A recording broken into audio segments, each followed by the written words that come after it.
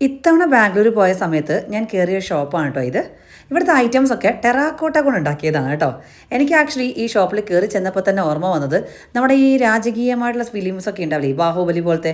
അവിടെയൊക്കെ നമ്മൾ രാജാക്കന്മാരൊക്കെ വരുന്ന സമയത്ത് അപ്പുറത്തും ഇപ്പുറത്തൊക്കെ ഈ ആനകളുടെ തല വെച്ചുള്ള സ്റ്റൂളും കുതിരകളുടെ തല വെച്ചുള്ള സ്റ്റൂളൊക്കെ കാണാൻ വേണ്ടി പറ്റും. അതുപോലത്തെ എല്ലാ രാജകീയ പ്രൗഢിയുള്ള ഐറ്റംസും ഈ ഷോപ്പിൽ അവൈലബിൾ ആണ് കേട്ടോ.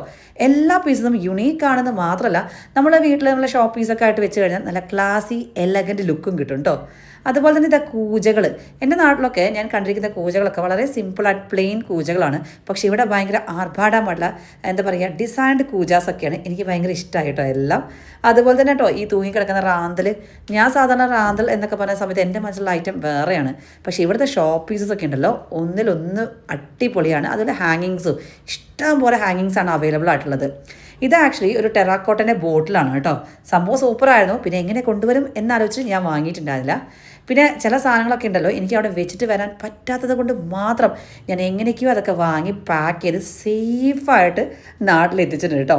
പ്രൈസും വളരെ കുറവ് തന്നെയാണ്. സംഭവം എന്തായാലും കിടുമായിരുന്നു.